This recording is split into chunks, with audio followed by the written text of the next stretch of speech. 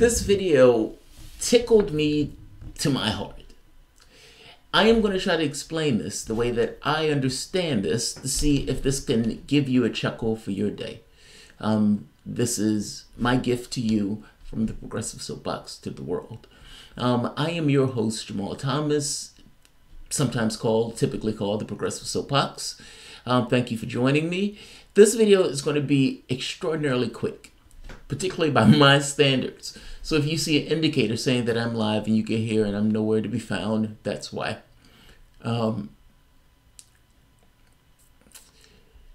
So first, Patron Appreciation is going to be tomorrow at 1 p.m. We're going to keep that train rocking. My wife and I tend to have a good time doing it, and the audience seems to have a really good time with us having a good time doing it.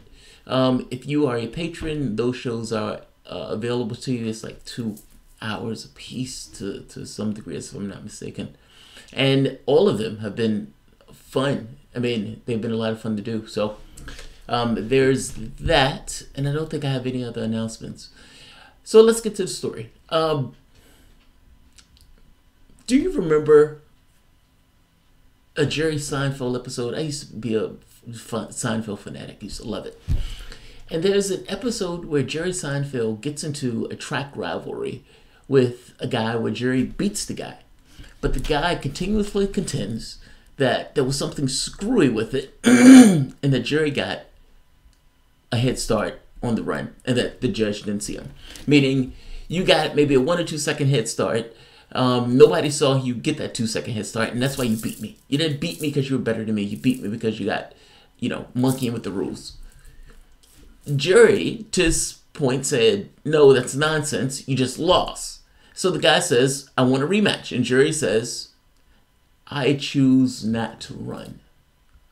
He said that for 20 years. For 20 years, every time that guy wanted a rematch, Jerry Seinfeld would say, I choose not to run. It's not that I'm scared. Hell, I may even think I'm going to win this. But I am above this competitiveness. And so I just choose not to run. Now, the reality of it is, Jerry did get a head start. The reality of it is he's choosing not to run because he wants the win enshrined in everybody else's memory. And he knows he will get his ass kicked if they have another rematch. Now, the crux of the show hinges on them having another rematch. Jerry getting another head start and winning it. But I want to dwell on the I choose not to run part. The reason why I'm bringing this up, this kind of 20-year-old reference, is because white Obama was questioned. And in fact, I'll show it to you. I don't have to recount it to you. I just show it directly to you if I can find it. There we go. All right, let's flip.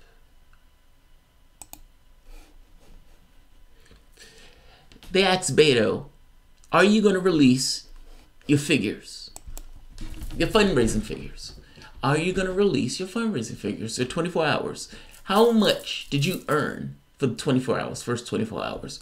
Because we've been looking at this number as a show of enthusiasm. Meaning, if you want to know what the public thinks, who are they willing to put their cold, hard cash behind? Who? And if white Obama is going to be able to show off his fundraising chops like he did in Texas, well, the question becomes, how much did you raise? You've just announced, how much did you raise? And what's Beto's reply? I choose not to. He pulls a Jerry Seinfeld. He even looks like Jerry Seinfeld back there. I choose not to release my fundraising numbers. It's not that they're inferior to everybody else's, especially that fucking Bernie Sanders. No, it's not that at all. I just choose not to release my figures. Take a look at this. This is an awesome for the sheer patheticness of it.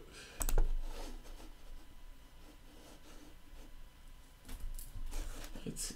I can't right now. But yeah, Why not? oh, you're right. I could. Alluded to the financial hurdles of this. Can you release any of your fundraising figures over the past 48 hours? I can't right now. But yeah, Why apologize. not? Oh, you're right. I could. Let me answer the question better. I choose not to. Thank you.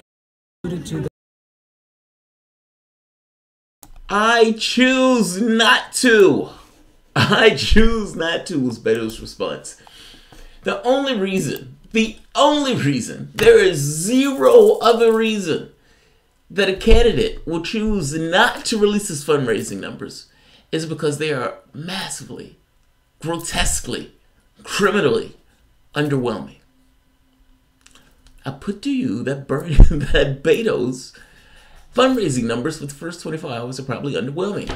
Now, Kamala Harris raised, what, $1 million, $1.5 million, and people flipped out. Oh my God, look at the enthusiasm for Kamala Harris. Look at all this money. She raised $1 million in a day. And then that Bernie Sanders comes in and raised $6 million in one day. And people fell out, literally fell off their chairs. 6 million, 5 or 6 million. But either way, 3 to 4 times more than the closest other person who they said was mind-blowing in the amount of money that was raised. Breaking records. Tell me this. Use your own cognitive faculties.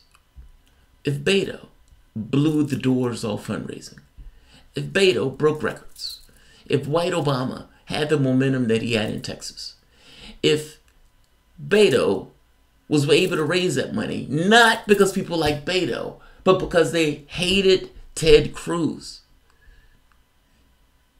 I put to you that white Obama has shot his load, and it was not a big one.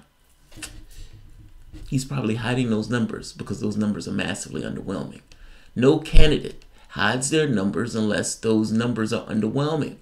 You're a politician. Your job is to get across to people how popular you are, your ability to bring in votes. I mean, come on.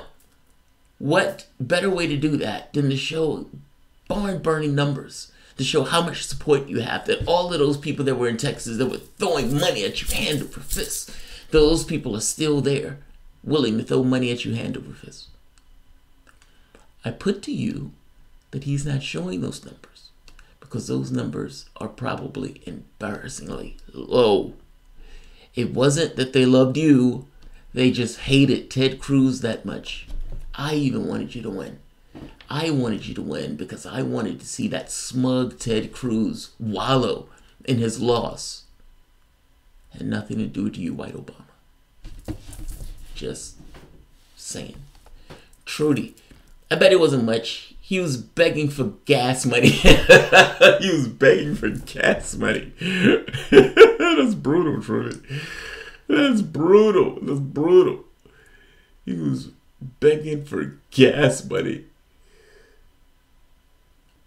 Alright, I'm going to end this. Somebody said I was competing with Bernie's Nevada speech. So I'm going to click over and check that speech out. I'll see you guys in a few. Thanks all. If you enjoy the content and you find yourself coming back here often, please consider supporting the content. Thanks everyone.